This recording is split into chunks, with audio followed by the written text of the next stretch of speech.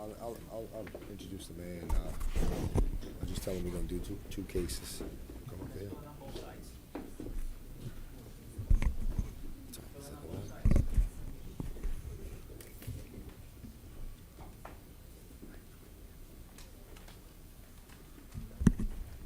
All right, good morning, everybody. Today we're gonna update the incidents from last night in Queens, in the arrest in the 113 precinct, as well as another major arrest in transit. So those will be the two cases we'll be talking about, and we're going to start with the Honorable Mayor Eric Adams. Thank you so much. And I just really want to thank the men and women of the New York City Police Department. We have continued to make New York City the safest big city in America. 2023 showed that we had a substantial decrease in homicides and shootings in 5 of the major 7 crime categories.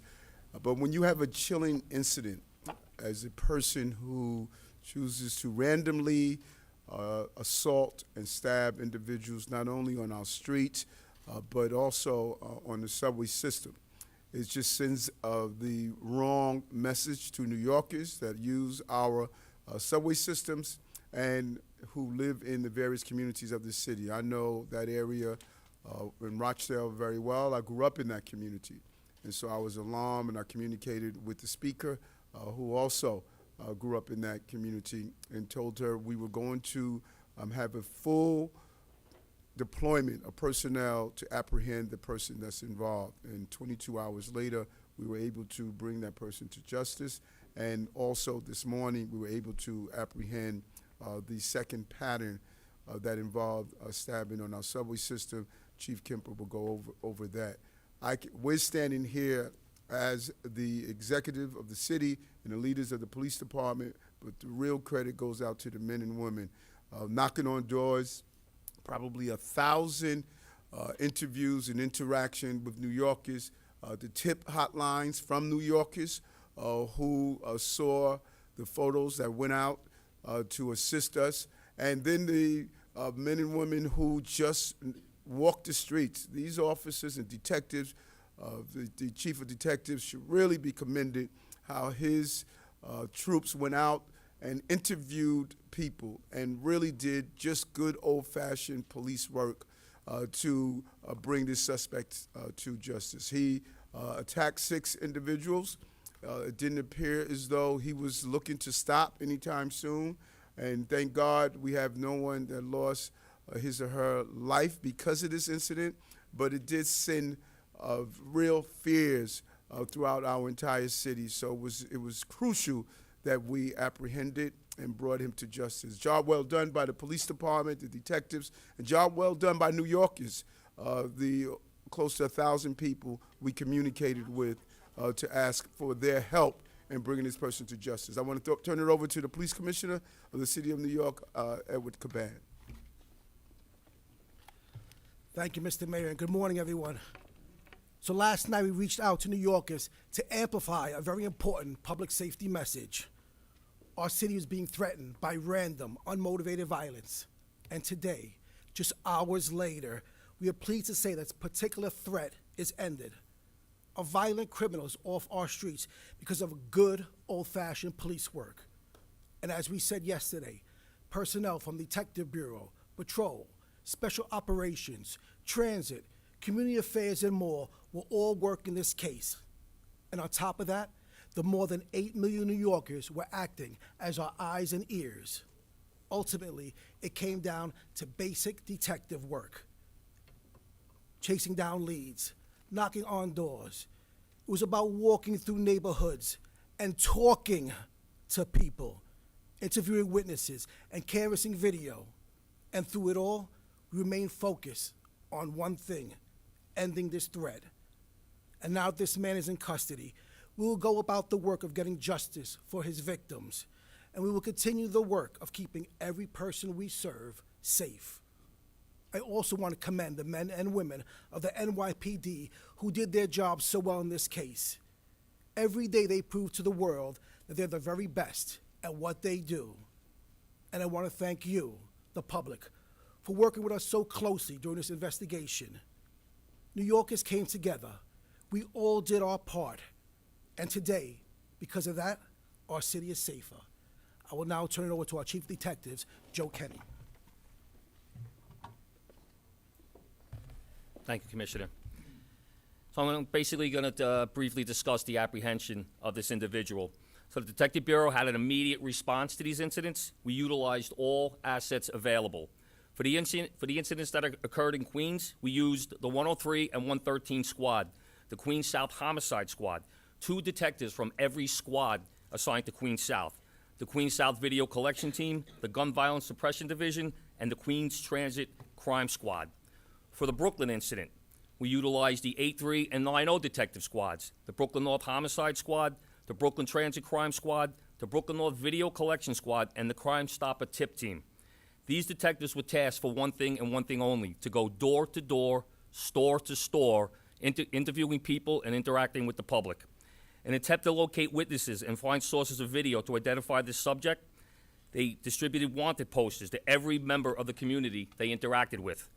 Locations that were visited included the Rochdale Village apartment complex, the Baisley housing development, all residences located near the vicinity of the crime, all commercial locations located in the vicinity of the crime, including the Guy Brewer corridor and the businesses located on Broadway in Brooklyn. All shelters and temporary housing facilities were visited, and transit hubs located at Sufton and Archer, Parsons and Archer, and Broadway Junction were also visited by our detectives. These efforts were rewarded. At approximately 4 p.m. yesterday afternoon, a community member allowed detectives access to their video system. Detectives were able to view a male fitting the description provided by several victims entering and exiting 133-19160 Street. Surveillance was immediately set up at this location, and detectives were able to locate a subject when he returned home. The male was wearing the same clothing and sneakers from the stabbing incidents. He was also carrying the same backpack, and he was also wearing that distinctive lanyard around his neck. He is identified as Jermaine Rigor, male, 27 years old, with a date of birth of 12/21/1996. He resides at 133-19-160 Street. He has no prior arrest history. He is currently charged with the four incidents that occurred in Queens. We are still working on the incident that occurred in Brooklyn. His charges in Queens include attempted murder, felony assault, and criminal possession of a weapon. Chief Kemper now will speak about the additional incidents that occurred in Midtown North and in the Bronx.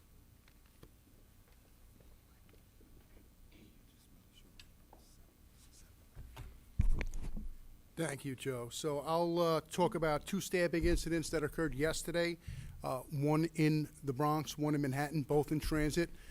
These 2 stabbing incidents are not connected in any way to the 6 stabbing incidents that Chief Kenny just discussed. These are separate and distinct. Nonetheless, 2 incidents where our perpetrator came upon victims and stabbed them unprovoked.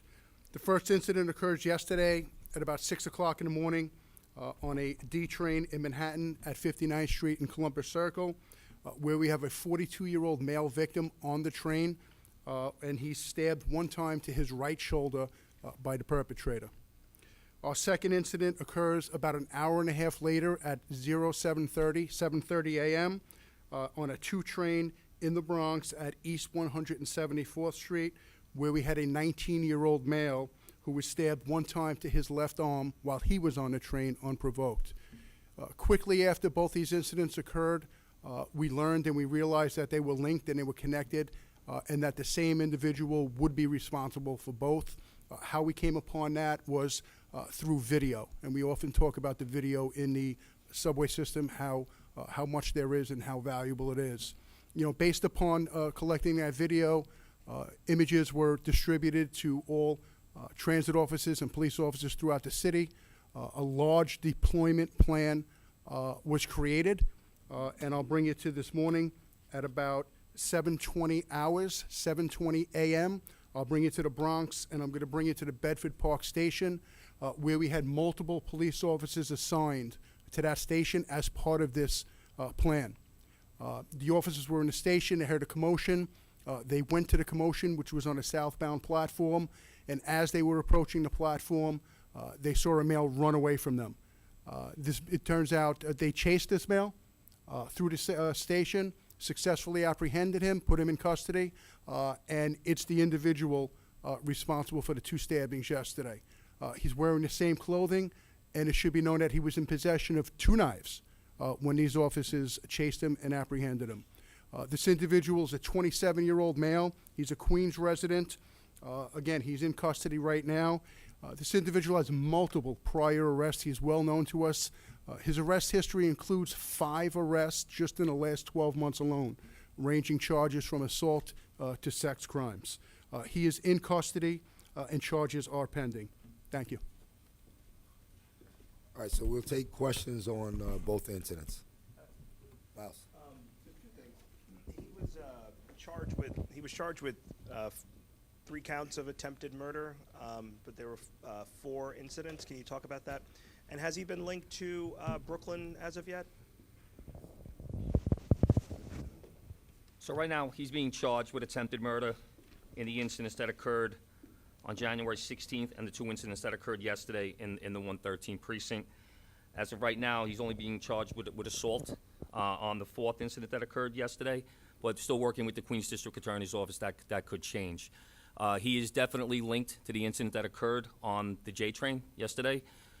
Great video canvas produces him walking through the turnstile, wearing the same clothing, wearing the same backpack, and that distinctive lanyard that was hanging around his neck. So we're going to eventually have probable cause on that incident. He will be arrested for that incident later on. We're working with the Kings County District Attorney on that one. And he got off at Flushing, I guess, because he works, right there at the hospital. Can you talk anything about his hospital background? Or The lanyard itself is basically was holding identification card that shows that he's an employee of Woodhull Hospital. We're going to go to John Doyle. Hold on one second, Colin. Doc, you want to just come up and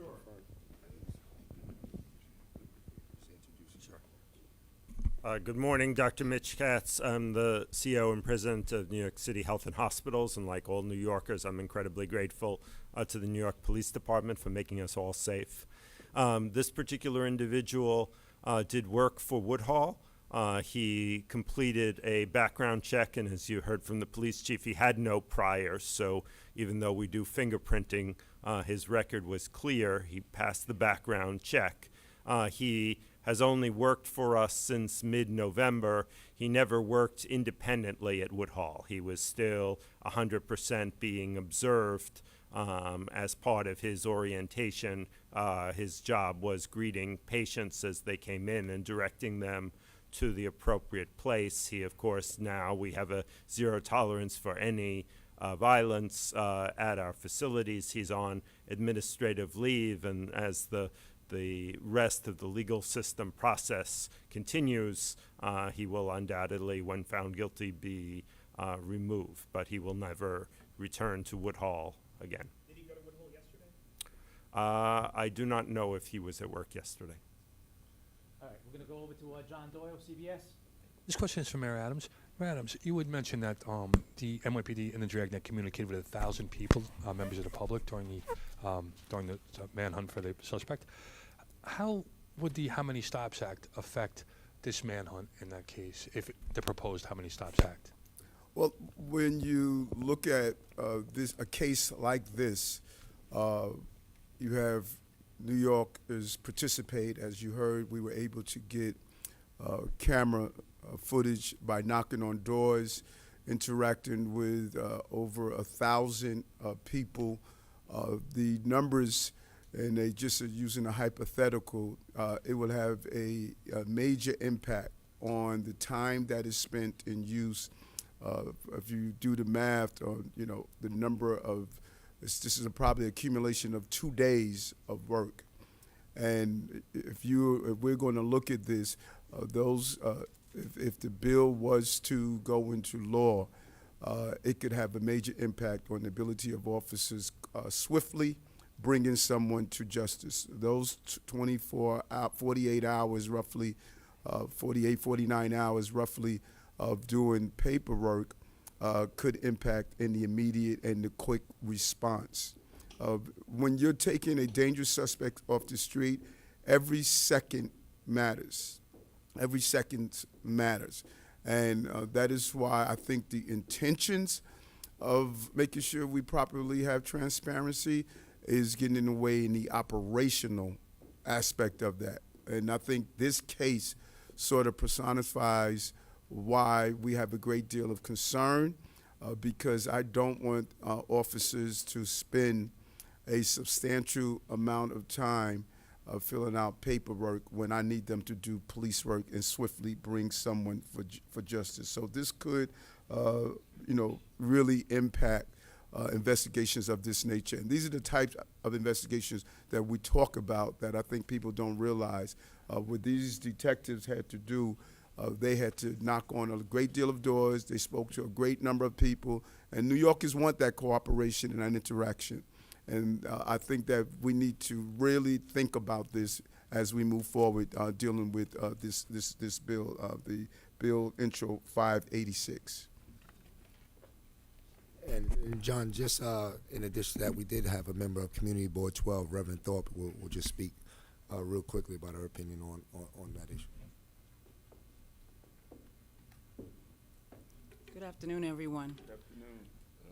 And good afternoon, Mr. Mayor and everyone else that's here. I know that what I'm going to say may not be popular, but it's a reality.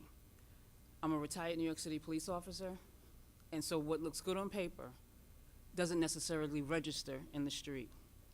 For the work that was done yesterday in capturing that gentleman, and South Jamaica is grateful to the officers, the detectives, to the inspector, and to the precincts which are under my community board, the 103 and the 113. To have to take names and addresses of every single person that you speak to on the street, even just on a regular, normal basis, is not realistic. If you are stopping someone because there's a whole police thing going on, and so you're checking them for whatever reason, there's a suspicion, that's one thing. But for general conversation, no. That's taking up too much time. That's impeding the officers for the rest of the day to do paperwork. We don't want them tied up in paperwork. We want to see them visibly in the streets, on their posts, and in the community. And they should be able to interact and have conversations with community personnel, with community, without then going into, I need your name, I need your address, I need your... That type of information would then, and could open up frustration. Because now the community, not understanding this bill, will turn around, why do you need my name? Why do you need my address? And that will cause strife. And now you have an officer that's going to be stressed out because he's been told or she's been told, you must have this information or else. So let's not put them in that position. Let's not cause that type of strife. Let's just work with what we already have and make sure that that's done correctly. Thank you. All right, we'll go with Juliet Papa, 1010 wins. Good afternoon. Could you tell me whether this person had any mental health history issues, on and off meds? And also, did he live in a private home or was that an apartment building? So he lived in a private home with some roommates. He's a new resident to Queens. He formerly lived out in Suffolk County in Wheatley Heights. Obviously through our computer work here in New York City, and naturally we reached out to Suffolk County Police Department as well. We've had no indication at all that he's had any kind of mental difficulties. All right, we're going to go over to Mark Morales, CNN. How you doing? Anything on motive? Has he said anything as to why he wanted to do this? No, he didn't indicate any reason for the attack. He's provided no motive. And based on our investigation, it just seems the only incident that was provoked was the incident on the bus where there was an argument and a dispute over a seat on the bus. The other 5 incidents, including the one in Brooklyn, were random. The one in the 90 precinct in Williamsburg, we have witnesses stating he was pacing the train car prior. He stood over the victim, and as the train doors opened up on Flushing Avenue, he plunged a knife into his victim's chest and simply just walked off the train. No, we're not. No, not at this time. All right, we got Nicole Johnson, Pix 11. Just wanted to follow up on the motive. Any indication he targeted specific victims? If you look at his victims, they range between members of the African American community, members of the Hispanic community. He's got males and females, and the ages are a wide range. So we don't think he was targeting any one group specifically. Once again, random attacks. All right, we got time for one or two more. Tom Tracy from the Daily News. Very quickly, the weapon was recovered. Can you talk a little bit about it? Was it a hunting knife? What kind of knife was it? At this point, from the video, it appears to be a hunting knife. He has indicated himself that weapon is in his backpack. We have not opened that backpack yet. We're waiting for a search warrant from the Queens District Attorney's Office. All right, this will be our last question. Miles Miller. One more thing about how it stopped. So Adrian Adams, before the end of last session, said, we put forth this bill. It went to NYPD Intergov. It went to NYPD Legal. And she says the legal department is who made how many stops, more difficult in terms of reporting. Can you just talk about that? That legal is the reason. NYPD Legal is the reason why this is more arduous. No, and this is so important because I think the intentions were one thing, but the application is another. And as the Reverend stated, although officers don't need to name, address, telephone number, and that, what the officers do have to do, they have to guess the ethnicity and others, and they have to write down the reason for the stop. What the council did not understand is the definition of a level 1 is codified in a court ruling. We can't modify what a level 1 is. Any action we take to deliver service or that form of investigation requires that. So what they thought was possible is to modify the definition of a level 1, and we can't. So the New York City Police Department cannot say this is what a level 1 is going to do. That's codified in a court ruling. And based on that, all of the stops that these detectives took place on knocking on doors, conducting an investigation, they all falls under the category of a level 1. And I believe there was a misunderstanding on exactly could we modify level 1. The council can't modify level 1, and we cannot modify level 1. That is defined by the ruling. And there was so much energy put in of explaining and showing the description of this is what a level 1 is. If they would have excluded this type of inquiry, then I would stand next to them on a bill of that nature, because this is what I dedicated my life to doing, stopping abusive behavior, stop and frisk.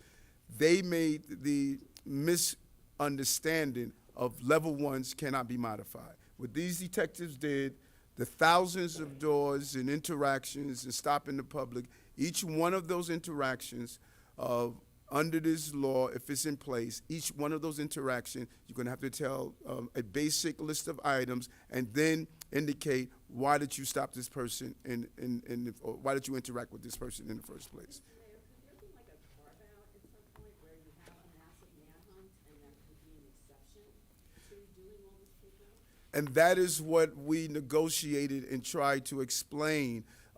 Carve this out. If we're looking for a missing person, if someone stops and say, my daughter is missing, that should not fall under this.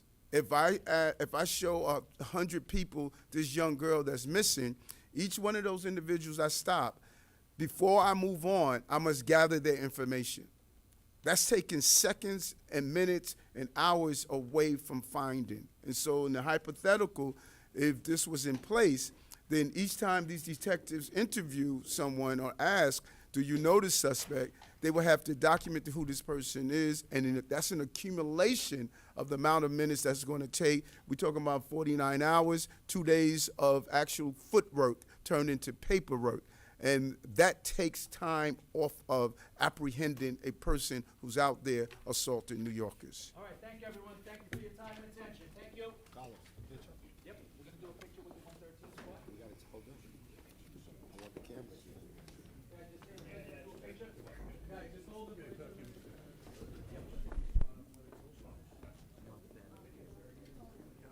her. Who's going next?